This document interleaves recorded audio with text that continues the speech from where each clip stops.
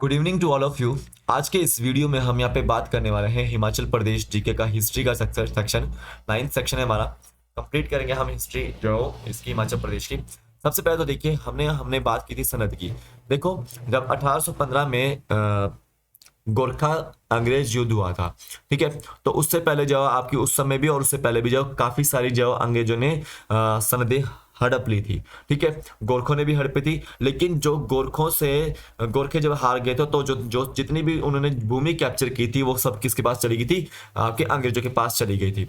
तो ऐसे में जो वफादार व्यक्ति थे, ठीक है, वफादार राजा थे रियासतों के अंग्रेजों के प्रति, तो उनको जो वापस उनकी जो जागीरें जो लौटा दी गई थी उसको क्या बोल रहे थे? यहाँ पे सनद बोल रहे थे, ठीक है। लेकिन कुछ यहाँ पे शर्तें भी रखी गई थी कि जब आपको जागीर या सनद जो वापस लौटा दिया ब्रिटिश सरकार, तो उन राजाओं को ब्रिटिश सरकार के प्रति जो वफादारी विजय दिखानी पड़ती थी। अब देखो मुगलों के समय पे क्या होता था? मुगलों के समय पे होता था कि मुगलों को ये डर रहता था कि पहाड़ी राजा जब कभी कहीं उनके ऊपर जब विद्रोह ना कर दे, तो मुगल क्या करते थे? पहाड़ी राजाओं के जो पुत्रों को और उनके जो संबंधियों को जो अपने दरबार में बंदी बना के रखते थे ताकि जो ये विद्रोह ना करे। लेकिन अब अंग्रेज सरकार ने कहा कि नहीं, ऐसा नहीं होना चाहिए।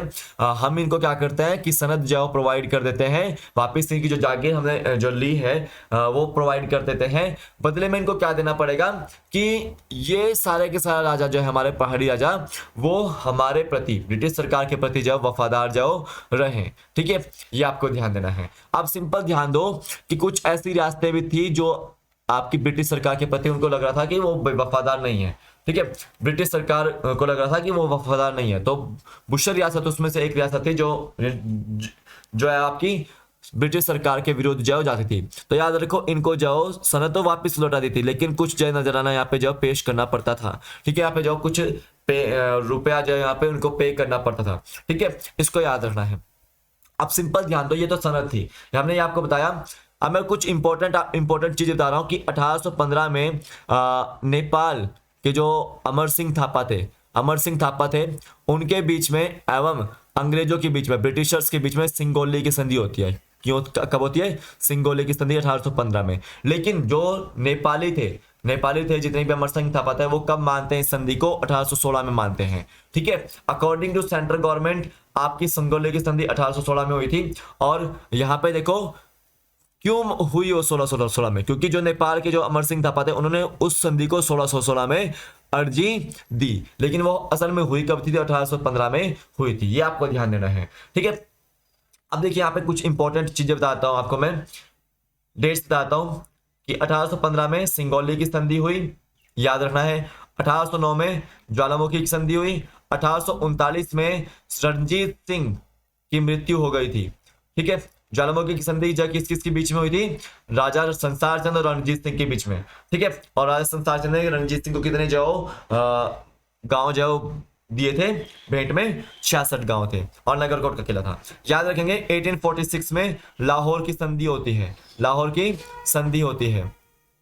ठीक है। और याद रखो 1849 के आसपास जब अमृतसर की संधि होती है, इसको याद रखना है आपने, अमृतसर की संधि होती है, ये आपको याद रखना है। और इसी संधि के तहत जो जम्मू कश्मीर है और चंबा जो आपका, वो गुलाब सिंह ठाकुर को दिया जाता है 75 लाख की भेंट पर, ठीक है।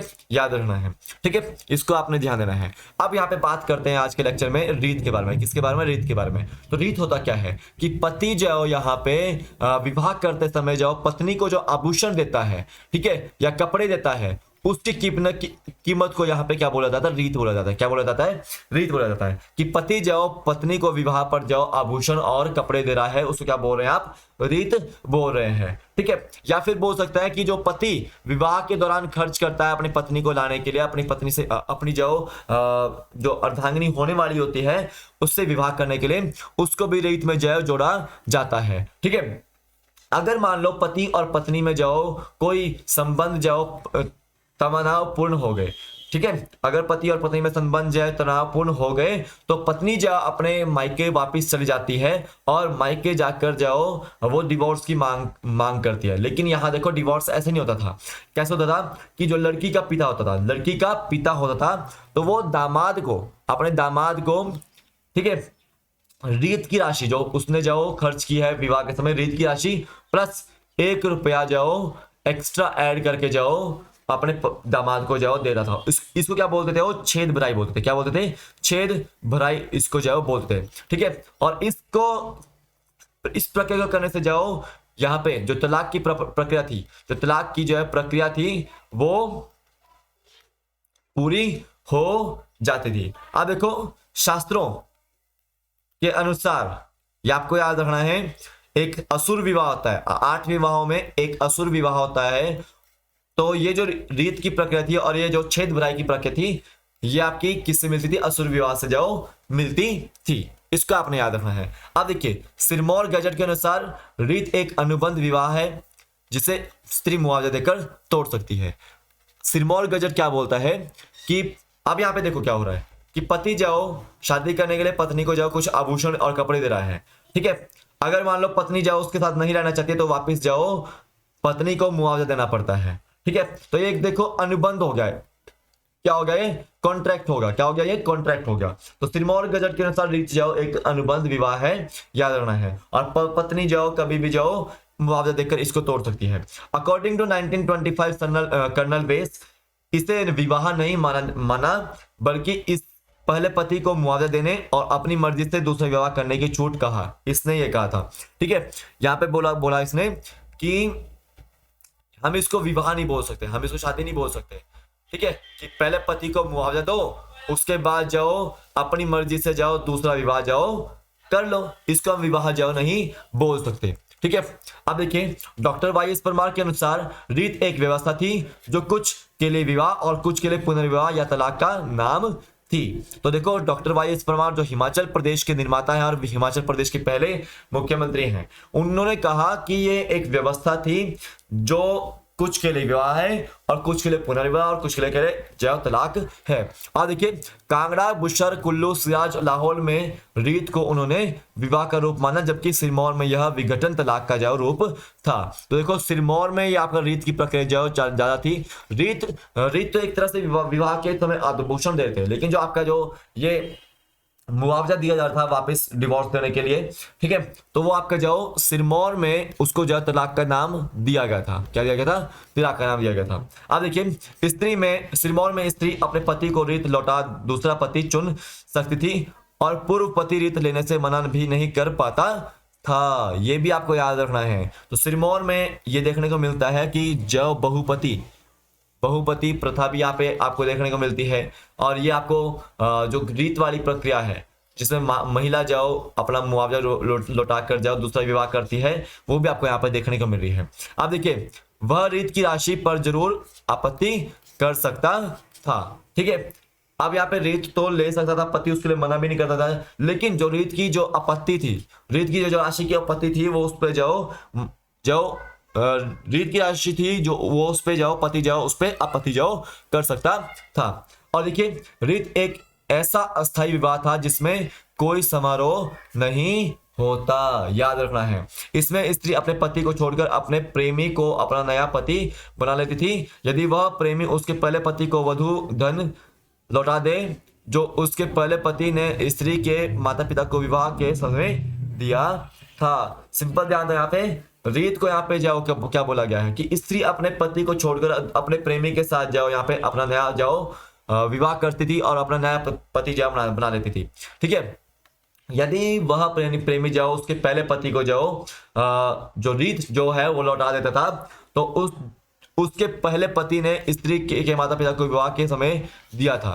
तो सिंपल ध्यान दो, तो वो आपका विवाह माना जाता था कि जो पहला पति है उसको अगर जो दूसरा नया पति आया है वो व्यक्ति वो रीत लौटा दे तो जो जिस समय विवाह हुआ था दोनों का फर्स्ट विवाह, तो उस समय जो खर्चा आया था वो उसका पूरा हो जाता है। ठीक है, अब देखिए यह हिमाचल प्रदेश के ऊपरी शिमला और सिरमौर में प्रचलित था। अब देखिए, रामपुर बुशर के में शादी के समय पति अपनी पत्नी को गहने और कपड़े देता था, जिसका कई जगह पर 100 से 2000 रुपए तक का मूल्य निर्धारित था। सिंपल ध्यान दो, रामपुर बुशर और सिरमौर शिमला के इलाकों में आपको ये देखने को रीत प्रक्रिया देखने को मिलती थी। रीत पूरे हिमाचल में जुब्बल, बुशर, भागड़, नालागढ़, ठियोग, भज्जी, धामी, कुनिहार, धेलच, मधान, मंडी, सुकेत, सिरमौर, चंबा, बिलासपुर में प्रचलित थी। तो काफी सारे जो इलाकों में ये जो प्रचलित जो रीत प्रक्रिया जो थी। कांगड़ा, कुल्लू, लाहौल में अलग अलग प्रकार की व्यवस्था वाली रीत प्रचलित थी। ब्राह्मण राजपूतों में रीत विवाह कम देखने को मिलता था, परंतु कोड़ी, भाट, कनेतों में रीत जो प्रचलित था। सिंपल ध्यान दो यहाँ पे कि सिरमौर के और शिमला के क्षेत्रों में रीत प्रक्रिया आपको देखने को ज्यादातर मिल रही है, ये आपको याद रखना है। अब यहाँ देखिए, शिमला में 1924 ईस्वी में हिंदू सम्मेलन में इसे खत्म करने की जब मांग उठी थी। तो रीत की प्रक्रिया को जो कब खत्म करने की मांग उठी थी? 1924 में शिमला में जो हिंदू सम्मेलन हुआ था, उसमें यहाँ पे इनकी जो मांग जो खत्म करने की होती थी। और देखिए, हिमालय जो विद्या प्रबंधनी सभा थी, उसके जो चेयरमैन थे ठाकुर सूरज सिंह ने 1924 ईस्वी में शिमला हिल स्टेट के सुप्रीडेंट को पत्र लिखकर इस प्रथा को खत्म करने की मांग की, क्योंकि इससे परिवार के विघटन और महिलाओं की तस्करी को बढ़ावा मिल रहा था। तो ये एक अच्छा स्टेप लिया था। इंपॉर्टेंट पॉइंट लिखेगा आप इसको कि ठाकुर सूरज सिंह ने जो किसको लेटर लिखा 1924 में? शिमला हिल स्टेट के सुप्रीडेंट को। किस लिए? कि रीत की प्रक्रिया को जो खत्म किया जाए, और यहां से क्या हो रहा है कि परिवार का विघटन हो रहा है और महिलाओं की जो तस्करी को जो बढ़ावा मिल रहा है। ठीक है, याद रखना है। अब देखिए, ब्रिटिश सरकार ने आरंभ में इसे राज्यों का आंतरिक मामला बताकर इससे दूरी बनाए रखी। तो ब्रिटिश सरकार देखो हर एक चीज करी उन्होंने। सती प्रथा पर बैन किया उन्होंने, ठीक है। विडो रीमैरिज के ऊपर एक्ट लेकर आए हो 1856 में, याद रखो। सती प्रथा आपका 1829 में आया था, याद रखो, ठीक है। उसके ऊपर बैन लगाया उन्होंने। अब देखिए यहाँ पे, तो यहाँ पे ये भी जो एक इंपॉर्टेंट स्टेप था, एक इंपॉर्टेंट जो पॉइंट था ब्रिटिश सरकार के लिए कि वो उसके ऊपर भी जो बातचीत कर सकती थी, लेकिन उससे अभी उन्होंने दूरी जो बनाए रखी, क्योंकि आंतरिक मामला बताया गया था हिमाचल का। बघाट के राजा राणा दलीप सिंह ने रीत के विरुद्ध 1917 ईस्वी में कानून बनाया, जिसके अनुसार विवाहित स्त्री जिसका पति जीवित था उसके रीत विवाह को गैर कानूनी जो घोषित कर दिया गया। तो देखो यहाँ पे जो बघाट के राजा थे राणा दलीप सिंह, उन्होंने जो रीत का जो विवाह था उसको जो गैर कानूनी जो घोषित किया था। भागड़ में 1924 में विवाह का पंजीकरण व जांच शुरू की गई। तो बागड़ जो रियासत थी उसमें पहली बार देखने को मिला आपको कि विवाह का जो पंजीकरण यहाँ पे हुआ है 1924 में। याद रखेंगे इस डेट को। आप देखिए, बुशर रियासत में ब्राह्मण और राजपूतों को धर्मशास्त्र विवाह करने के आदेश के अलावा अंतरजातीय विवाह पर प्रतिबंध लगाया गया था। अभी भी ये प्रचलित है अंतरजातीय विवाह, इस पर जो अभी भी प्रतिबंध लगा हुआ है, ठीक है। सरकार की तरफ से नहीं, लेकिन ब्राह्मण और राजपूत के जो व्यक्ति होते हैं वो आपके अंतरजातीय विवाह बहुत कम करते हैं, ठीक है, याद रखना है। तो ये कुड़बाई ऐसा होता है, कास्ट ऐसी होती है, ठीक है। हम लोग जो ब्राह्मण कम्युनिटी के हैं, अगर जो हम कुछ अंतरजातीय विवाह करते हैं तो हमको ही सुनना पड़ता है। लेकिन आजकल ये देखने को हम जो है पढ़े लिखे हैं, हम ये चीजें जो अब स्वीकार नहीं करते हैं, ठीक है, ये आपको ध्यान देना है। ज्यादातर राजाओं ने रीत का पक्ष लिया व इसे हटाने का विरोध किया, ठीक है। कोटी, रतेश, कहलूर, भजी, नालागढ़, मधान, जुब्बल, ठियोग, कुठार और कुमार सेन, ठकुराई व रियासतों ने रीत पर कानून बनाने से मना किया। तो देखो यहाँ पे काफी सारी रियासतें ऐसी थी जिन्होंने रीत पर जो कानून बनाने से मना किया। क्यों मना किया? क्योंकि अंग्रेजों ने पहले ही यहाँ पे बोला था कि ये आंतरिक मामला है आपका, अगर आंतरिक मामले में जो हम खिलवाड़ करेंगे तो यहाँ पे विद्रोह भी जो स्टार्ट हो सकता है, उससे जो अंग्रेजों को जो नुकसान होगा। और जो आपके तो इसीलिए जो रियासतों ने स्टेप लिया वो भी यहाँ पे सही लिया था कि कानून जो यहाँ पे नहीं बनाया जाए अभी, ठीक है।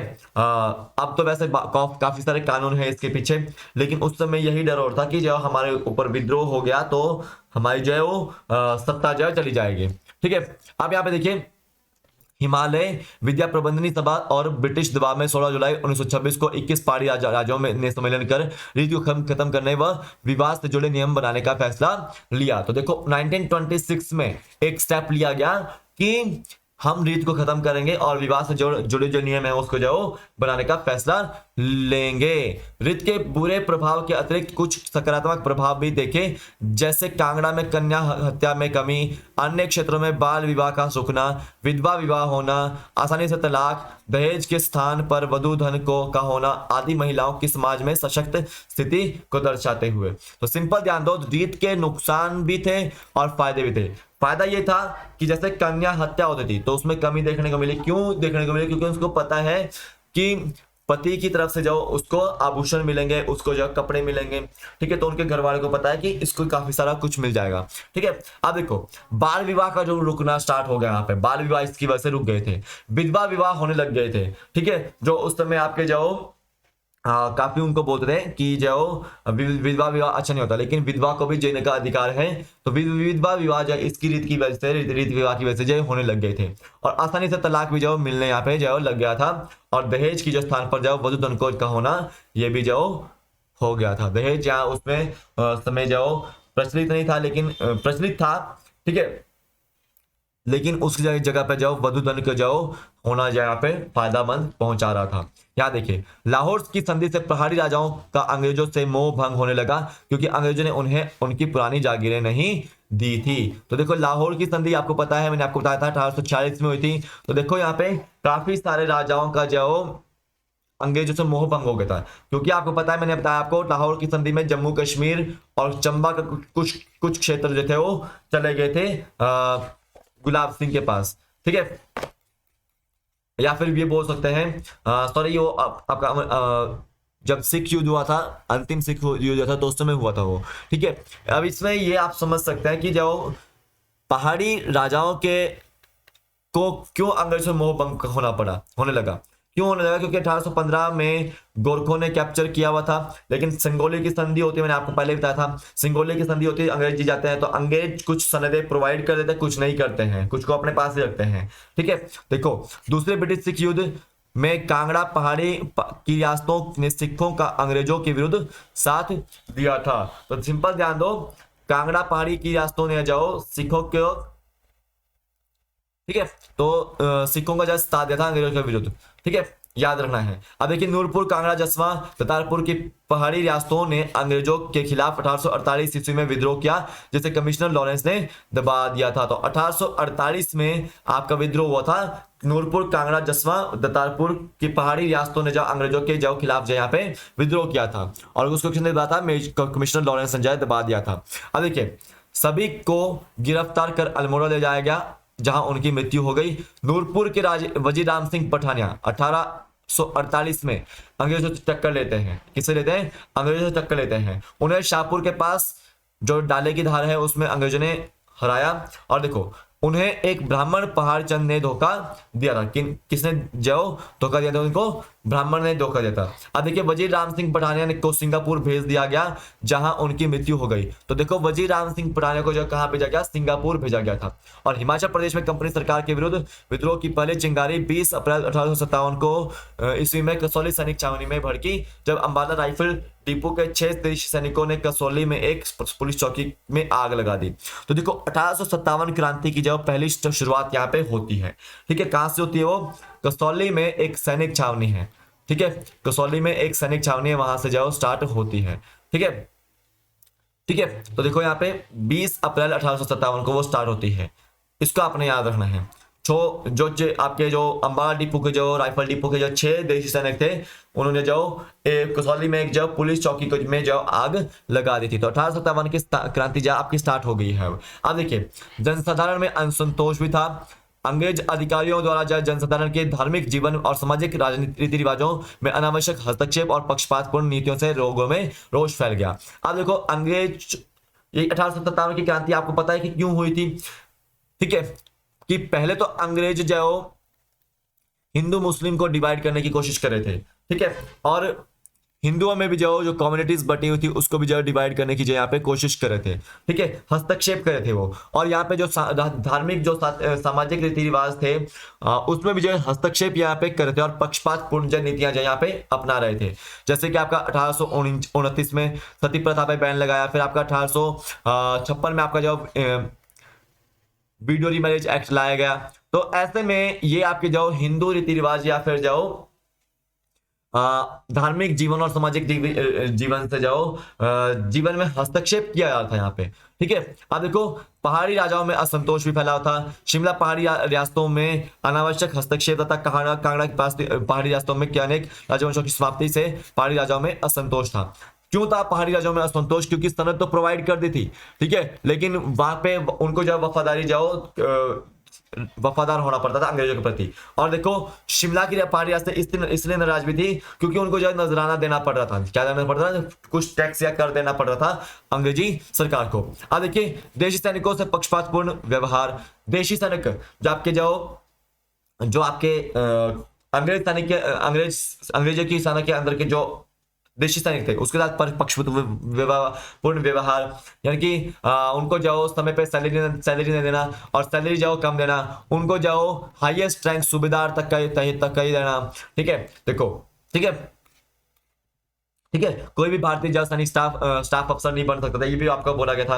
तो उस समय हाईएस्ट रैंक जो आपको कौन सा दिया जाता था? सूबेदार का ही दिया जाता था। अब देखिए सरकार सैनिकों के सामाजिक और धार्मिक जीवन में हस्तक्षेप कर देती थी। सेना का सबसे बड़ा भारतीय अफसर ब्रिटिश सेना के सबसे छोटे अंग्रेज अफसर के अधीन होता था, ये भी वो यहाँ पे बोला गया था। मैंने आपको बताया कि सूबेदार इनका जो इंडिया में जो आपके भारतीय सैनिकों को जो अंग्रेज सरकार जो मैक्सिमम सूबेदार का पद देती थी, लेकिन उससे जो पद थे वो आपके ब्रिटिश अफसर के, वो आपके जो ब्रिटिशर्स को जो मिलते थे।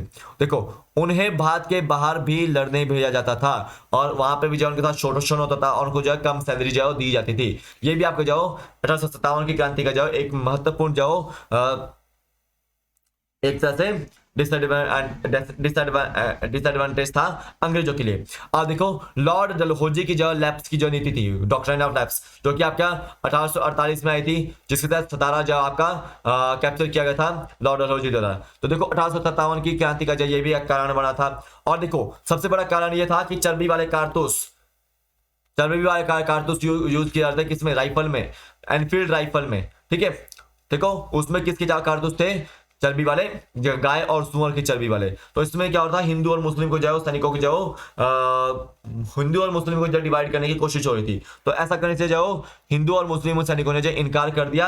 और देखो यह राइफल 1857 ईस्वी की क्रांति का तत्कालिक कारण थी, याद रखना है, एनफील्ड राइफल। और यहाँ देखो कि मंगल पांडे जो एक ब्रिटिश अधिकारी को जो ब्रिटिश ऑफिसर को जो गोली मार देते हैं। और याद रखना है 8 अप्रैल के आसपास जो उनको फांसी दी जाती है मेरठ, ये आपको याद रखना है। मेरठ तो आपको बाद की बात है, बैरकपुर छावनी आपको याद रखनी है, बैरकपुर छावनी याद रखनी है। ठीक है, मेरठ में असली विद्रोह स्टार्ट हुआ था 10 मई को, ये आपको याद रखना है। ठीक है, अब याद देखिए 11 मई 1857 को मेरठ, अंबाला और दिल्ली के विद्रोह और कत्लेआम का समाचार शिमला पहुंचा। कब पहुंचा? क्योंकि मैंने बताया आपको 10 मई को 1857 को क्रांति को आपका मेरठ में क्रांति हो गई थी। और उस क्रांति का समाचार जो अंबाला, दिल्ली और दिल्ली पहुंचा। ठीक है, कत्लेआम का जो समाचार जो शिमला जो पहुंचा था। ठीक है, मेरठ में अंबाला और दिल्ली का जो विद्रोह हुए थे, कत्लेआम हुए थे, उसका जो समाचार शिमला जो पहुंचा था। अब देखिए ब्रिटिश सेना के commander in chief general George Anson ने जतोग, सपाटू, डगशाई और कसौली के सैनिक सैनिक को अंबाला कूच करने के आदेश दिए एवं स्वयं भी हड़बड़ाहट में अंबाला की ओर निकल पड़ा। सिंपल ध्यान दो, कसौली, स्पाटू, डगशाई, जतोग, यहाँ पे सैनिक छावनियां थी आपकी। तो उनको कहा बोला जाने के लिए आप अंबाला जाइए। ठीक है, देखो देशी सेना ने उसका आदेश नहीं माना। देशी सेना थी जो आपकी, उन्होंने उसका आदेश जो नहीं माना। अब देखिए जनरल निकोलस पैनी ने के निर्देशन अनुसार 800 यूरोपीय स्त्री पुरुष थे और बच्चे जो थे वो आपके पहले चर्च और बाद में शिमला बैंक यानी कि ग्रैंड होटल में एकत्रित हुए। ठीक है, और शिमला के डिप्टी कमिश्नर लॉर्ड विलियम हे लोगों को सुरक्षा प्रदान करने में असमर्थ रहे। सिंपल ध्यान दो, लॉर्ड विलियम हे उस समय जाओ एक ब्रिटिश अधिकारी था शिमला में, ये आपको याद रखना है। यूरोपीय लोगों ने दक्षाई सैनिक बैरकों एवं जुनगा राजमहल में जाकर शरण ली। कहां पे ली उन्होंने शरण? जुनगा राजमहल में और दक्षाई सैनिक बैरकों में जो उन्होंने शरण ली। कुछ अंग्रेज धामी, कोटी, बल्सन और बगाट के शासकों की शरण में आ पहुंचे। मेजर जनरल गोवंस ने 15 मई 1857 ईस्वी को परिवार सहित जुनगा के राजा के पास शरण ली। कर्नल किथियंग, कर्नल ग्रेट हेड ने भी परिवार सहित क्योंदड़ के राजा के पास जाओ शरण ली थी। ठीक है, अब यहाँ पे शरण ले रहे हैं तो मतलब ये समझो कि ये जो राजा थे वो आपके सरकार के जो वफादार थे, ब्रिटिश सरकार के वफादार थे, मैं बोल सकता हूँ। ठीक है, ठीक है। अब याद रखना आपको, जतोग में तैनात निस्री बटालियन गोरखा रेजिमेंट ने देशी सेना के सूबेदार भीम सिंह के नेतृत्व में जतोग छावनी और खजाने पर कब्जा कर लिया था। सिंपल ध्यान दो, नसीरी बटालियन की जो कमांड किसके पास थी? भीम सिंह के पास थी। याद रखना आपको, भीम सिंह के पास थी। तो उन्होंने जाओ जतोग छावनी पर जाओ कब्जा और खजाने पर जाओ कब्जा कब क्या? आपका 1857 ईस्वी में। कसौली की जो नसीरी टुकड़ी थी उन्होंने 16 मई 1857 ईस्वी को विद्रोह कर कसौली की ब्रिटिश सेना पर धावा बोल दिया। याद रखना है कि जब कसौली में जो नसीरी बटालियन थी, ठीक है, नसीरी टुकड़ी थी, उन्होंने ब्रिटिश सेना पर धावा कब बोल दिया था? कसौली में 1857 में। याद रखो, अंग्रेज सैनिक कैप्टन ब्लैककॉल के साथ छावनी से भाग निकले। ठीक है, देखो अंग्रेज सैनिक जो थे वो कैप्टन ब्लैककॉल के साथ जब मिलकर जब छाने से भाग निकले थे और नसीरी टुकड़ी ने खजाने पर कब्जा कर जतोग की ओर बढ़ना शुरू किया। सूबेदार भीम सिंह इस देशी सेना के नेता थे। सूबेदार भीम सिंह के नेतृत्व में कसौली की क्रांतिकारी सेना ने जतोग की ओर बढ़ते हुए मार्ग में हरिपुर नामक स्थान पर जॉर्ज एंसन के टेंटों में आग लगाकर शस्त्र और सामान लूट लिया। और देखो, नसीरी सेना के कसौली से जाने के बाद स्थानीय पुलिस गार्ड ने क्रांति की बागडोर अपने हाथ में ले ली थी। याद रखो, देखो नसीरी सेना ने नसीरी सेना जब कसौली से चली गई थी जतोग, तो जो स्थानीय पुलिस गार्ड थे उन्होंने जो अपनी वहां की बागडोर थी वो आपकी हाथ में ले ली थी। अब देखिए, इसके नेता छावनी थाने के दरोगा बुद्धि सिंह बने। ठीक है, देखो ये जो आपके जो छावनी बनाई थी यहाँ पे, उसके दरोगा कौन थे? बुद्धि सिंह थे। कौन थे? बुद्धि सिंह थे। याद रखना है। और देखो, उसके नेतृत्व में क्रांतिकारियों ने कसौली खजाने पर कब्जा किया और अंग्रेजों से लड़ने के लिए जतोग की ओर बढ़े। याद रखना है आपको। देखो, ये आपका HKLS की बुक का पार्ट है, 8th क्लास की। याद रखना है, अंग्रेजों ने कुछ को पकड़ लिया, कुछ मुठभेड़ में मारे गए। बुद्धि सिंह ने स्वयं को गोली मार ली। याद रखना है, बुद्धि सिंह को यह लग रहा था कि अंग्रेज अगर मेरे को पकड़ ले तो मेरी तो हार हो जाएगी, तो इसलिए मैं अंग्रेजों के हाथ में ना आऊं, इसलिए मैं खुद को ही गोली मार लूंगा। याद रखना है। अब देखिए, 28 मई 1857 को कैप्टन मैफट, डगसाई से कैप्टन ब्रुक और स्पाटू से कर्नल कागरिब, ठीक है, अपने अपने सैनिक दोस्तों के साथ कसौली की सुरक्षा को पहुंच गए। अब देखिए, 24 मई 1857 को जतोग की क्रांतिकारी नसीरी सेना ने सूबेदार भीम सिंह के नेतृत्व में बैठक का आयोजन कर captain David Briggs, Hindustan Tibet सड़क के सुपरिटेंडेंट और डिप्टी कमिश्नर विलियम हे के प्रस्ताव पर विचार किया। अभी देखिए, यहाँ पे देखो प्रस्ताव हो रहे हैं क्योंकि अंग्रेजी भी कुछ सोचेंगे कि विद्रोह को जल्द दबाना है। दिल्ली, मेरठ और अंबाला की क्रांतिकारियों ने सहयोग न मिलने के कारण जतोग की निस्री सेना ने विद्रोह स्थगित करने का निर्णय लिया, क्योंकि उनको लग रहा था कि अगर हमको दिल्ली, मेरठ और अंबाला के जो क्रांतिकारियों से सहयोग मिल जाए तो हम आगे जो विद्रोह को बढ़ाएंगे। लेकिन उन्होंने क्या किया कि विद्रोह को जो स्थगित कर दिया। क्यों किया? क्योंकि उनको कोई भी सहयोग मिल नहीं रहा था। अब आती है बात रामप्रसाद वैरागी की। रामप्रसाद वैरागी एक स्पाटू के मंदिर में एक पुजारी थे, लेकिन वो एक गुप्त संगठन भी अंग्रेजों के विरुद्ध चला रहे थे। ठीक है, और उस गुप्त संगठन के नेता कौन थे? रामप्रसाद वैरागी थे। इन्होंने 2 लेटर्स भेजे थे। ठीक है, एक भेजा था नसीरी बटालियन को, दूसरा भेजा था अंबाला के पटियाला के महाराजा को। ठीक है, दोनों में विद्रोह करने के लिए जो यहाँ पे बात हुई थी, अंग्रेजों के जो विद्रोह करने की जो यहाँ पे बात हुई थी। देखो, रामप्रसाद वैरागी को गिरफ्तार कर अंबाला जेल ले जाया गया और वहां उसे फांसी दे दी गई। क्यों उनको जेल ले जाया गया? कैसे पता लगा कि ये रामप्रसाद वैरागी गुप्त संगठन चला रहे? क्योंकि उनकी एक चिट्ठी जो थी वो आपके किसी ब्रिटिश अधिकारी के हाथ में लग गई थी। तो देखो, रामप्रसाद वैरागी एक क्रांतिकारी थे जो कि स्पाटू के मंदिर में पुजारी थे और वो एक गुप्त संगठन भी चलाते थे। अब देखिए, बुशर का राजा भी यहाँ पे काफी नाराज था। बुशर रियासत का रुख था वो अंग्रेजों के प्रति काफी ठीक नहीं था 1857 की विद्रोह में। देखो, शमशेर सिंह जो राजा थे उन्होंने अंग्रेजों को 15,000 रुपए वार्षिक आपका नजराना था वो देना बंद कर दिया था। ठीक है, उन्हें किसी भी प्रकार की आर्थिक एवं धनिक सहायता प्रदान नहीं की और सरकार और रियासत के स्वतंत्र घोषित कर दिया था। ठीक है, याद रखना है, 15,000 रुपए का नजराना उन्होंने बंद कर दिया था।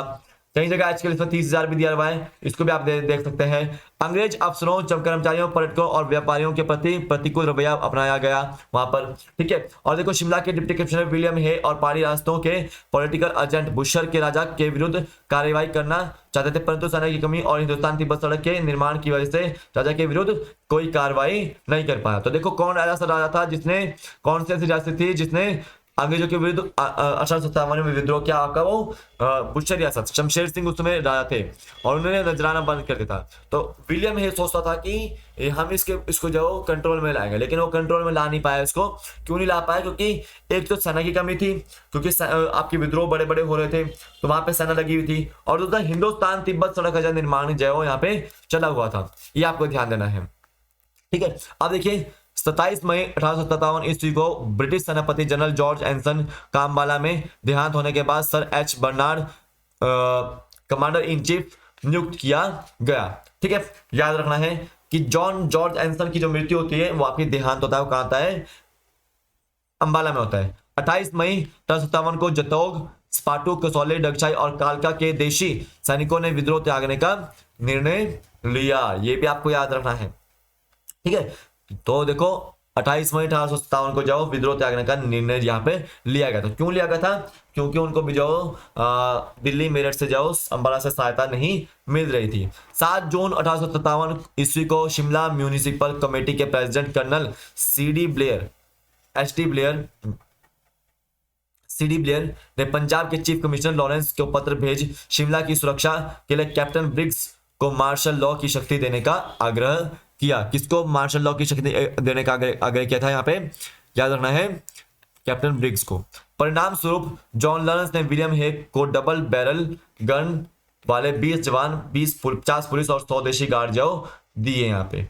देखिए विलियम हेम ने 7 अगस्त 1857 को कहलू रियासत के 50 जवान, बालूगंज में सिरमौर रियासत के 60 सैनिक, कुंवर सिंह के नेतृत्व में बड़ा बाजार में रियासत क्योंथल, धामी, भज्जी और कोटी के 60 सिपाही डिप्टी कमिश्नर के आवास पर नियुक्त किए गए। सिंपल ध्यान दो, यहाँ पे विलियम हे जो यहाँ पे काफी सारे जवानों को जो यहाँ पे नियुक्त करता है, ठीक है। और देखिए इसके अलावा 250 जवान बागड़, जुब्बल, कोटी, क्योंथल, धामी शासकों ने आपातकाल के लिए नियुक्त किए। तो देखो यहाँ पे सिरमौर, जुब्बल, कोटी, क्योंथल, धामी, इन सभी में जब अंग्रेज जो सैनिक लगा रहे हैं, तो मतलब ये सैनिक, ये आपकी जो रियासत थी आपके अंग्रेजों के जो विरोध में नहीं थी, अंग्रेजों के साथ खड़ी थी, ठीक है, याद रखना है। तो सिरमौर रियासत जनरल जॉर्ज एंसन ने 11 मई 1857 ईस्वी को सिरमौर रियासत के नाहन में तैनात सिरमौर बटालियन के गोरखा सैनिकों को अंबाला कूच करने के आदेश दिया, जिसे सैनिकों ने पालन करने से मना कर दिया। अब यहाँ पे देखने को मिल रहा है कि यहाँ पे जो सैनिक आपके जो चाहते हैं कि हम जो अंग्रेज को विरोध जाए। सिरमौर के राजा शमशेर प्रकाश केवल 11 वर्ष के थे उस समय, ठीक है, उस समय 11 वर्ष के थे। और देखिए नाबालिग राजा की सहायता के लिए कुंवर सुरजन सिंह और वीर सिंह को प्रशासक नियुक्त किया गया, जिन्होंने जनसाधारण और सिरमौर बटालियन के असंतोष को शांत कर दिया। देखो यहाँ पे ये जो राजा थे सुरजन सिंह और वीर सिंह जो ये लग रहे हैं कि अंग्रेजों द्वारा अपॉइंट किए गए थे। क्यों? क्योंकि ये जो शमशेर प्रकाश थे वो 11 वर्ष के थे और नाबालिग थे, और उनको जो इतनी समझ नहीं थी कि जो कैसे कंट्रोल करना है हमने सेना को। तो इन्होंने जो सेना के बीच में, सिरमौर रियासत की जो सेना के बीच में जो असंतोष खड़ा हुआ था उसको जो शांत यहाँ पे इन्होंने कर दिया था, ठीक है। अब यहाँ पे देखिए 14 मई 1857 ईस्वी को विद्रोह को की सूचना कांगड़ा के deputy commissioner major Reynell Taylor को जो धर्मशाला में प्राप्त हुई। कांगड़ा किला मेजर पैटरसन की कमांड में 4 नेटिव इन्फेंट्री देशी सेना के अधिकार में था। इस रेजिमेंट में विद्रोह के डर से अंग्रेज अफसर किले को वफादार सेना के कब्जे में लाना चाहते थे। कांगड़ा के deputy commissioner major Reynell Taylor ने पुलिस बटालियन की सुरक्षा में कांगड़ा किले में जाकर शरण ले ली, जिससे धर्मशाला में नाजुक स्थिति पैदा हो गई। ये आपको याद रखना है। अब देखिए 23 मई 1857 ईस्वी में पंजाब के जुडिशियल कमिश्नर रॉबर्ट मोंटगोमरी के आदेशानुसार कांगड़ा क्षेत्र में साधुओं, फकीरों, भिखारियों और पर्यटकों का आना जाना बंद कर दिया गया था। और देखिए डिप्टी कमिश्नर टेलर ने शेरदिल पुलिस बटालियन के 100 जवानों को लेकर नूरपुर विद्रोह को दबाने के लिए कूच किया, परंतु उनके पहुंचने से पहले ही 4 नेटिव इन्फेंट्री के स्थानीय कमांडर मेजर जो यहाँ पे पहुंच गए थे, ठीक है, याद रखना है। अब देखिए कुल्लू के क्षेत्र में जाओ आपके साथ देते हैं अंग्रेजों का, ठीक है। कुरुक्षेत्र में जनक्रांति की योजना का नेतृत्व स्थानीय युवराज प्रताप सिंह ने किया। 1846 ईस्वी में सिख अंग्रेजों के बीच मुदकी अलीवार युद्ध के में अंग्रेजों के विरुद्ध लड़ते हुए घायल होकर सिराज पहुंचा और कुछ समय बाद स्वस्थ हो गया।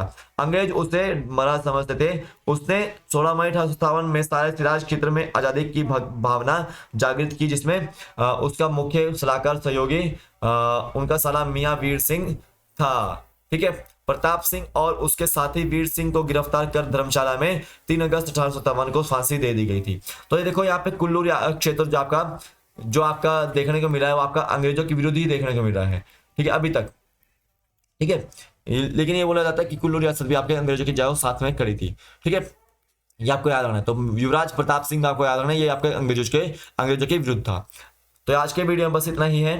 Thanks for watching this video. Please like the video, share the video and please subscribe the channel. तो यहाँ पे काफी सारी चीजें हमने बताई है, हिस्ट्री बता रहा हूं मैं। जब ज्योग्राफी करेंगे तो आपको जो है और भी ज्यादा मजा आने वाला है। ठीक है, तो अभी के लिए फिलहाल इतना ही है। कल फिर मिलता हूँ एक नए वीडियो के साथ। तब तक के लिए जय हिंद, जय भारत, आपका दिन शुभ हो। जय हिंद। टेलीग्राम को ज्वाइन कीजिएगा, वहां पे आपको पीडीएफ डाल दूंगा। मैं कोशिश करूंगा आपको मैं हर एक चीज की पीडीएफ डालने